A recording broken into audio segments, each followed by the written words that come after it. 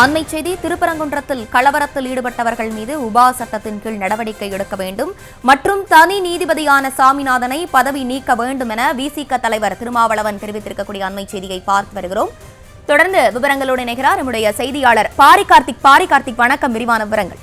வணக்கம். திருப்பரங்குன்றத்தில் கலவரம் ஏற்படுவதை தடுத்து அமைதியை நிலைநாட்டிய தமிழ்நாடு அரசுக்கும் கலவரத்தில் ஈடுபட்ட பயங்கரவாதிகளுக்கு ஆத்திரமூட்டும் இடம் கொடுக்காமல் மத நல்லிணக்கத்தை காப்பாற்றிய திருப்பரங்குன்றம் பொதுமக்கள் அனைவருக்கும் விடுதலை சிறுத்தைகள் கட்சியினுடைய சார்பில் பாராட்டுகளை தெரிவித்துக் கொள்கிறேன் என விடுதலை சிறுத்தைகள் கட்சியினுடைய தலைவர் திருமாவளவன் அறிக்கை வெளியிட்டிருக்கிறார்.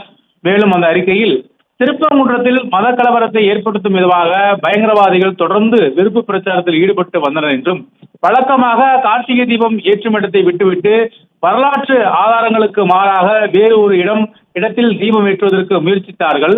அவர்களுடைய இந்த ஆத்திரமூற்றல்களுக்கு இடம் கொடுக்காமல் வழக்கமான இடத்தில் தீபம் ஏற்றி சுமூகமான முறையில் தீபத் திருவிழாவை தமிழ்நாடு அரசு நடத்தியிருக்கிறது என்றும், இந்நிலையில் அங்கு ஒரு கலவரத்தை ஏற்படுத்த வேண்டும் என்ற நோக்கத்தோடு வெளியூரிலிருந்து வந்த சனாதன பயங்கரவாதி கும்பல் அங்கு பாதுகாப்பு இருந்த காவல்துறை அதிகாரிகளை தாக்கியதோடு காயப்படுத்துவது மட்டுமல்லாமல் பொது சொத்துக்களை நாசமாக்கிறது என்றும் குற்றம் சாட்டியிருக்கிறார்.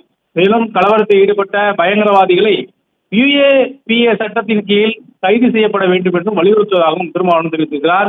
மேலும் திருப்பரங்குன்ற பிரச்சனைகள் மட்டுமல்லாது பல்வேறு பிரச்சனைகளிலும் பொது அமைதியை தீர்ப்பளிக்கும் விதமாக தனது பதவியை தவறாக பயன்படுத்தும் நீதிபதி பதவியிலிருந்து நீக்குவதற்கு இம்பீச்மென்ட் நடவடிக்கையை மேற்கொள்ள வேண்டும் என்றும் இந்தியா கூட்டணி கட்சித் தலைவர்களை கேட்டுக் கொள்வதாகவும் விசிகவுடைய தலைவர் திருமாவளவன் தற்போது அறிக்கை வெளியிட்டிருக்கிறார்.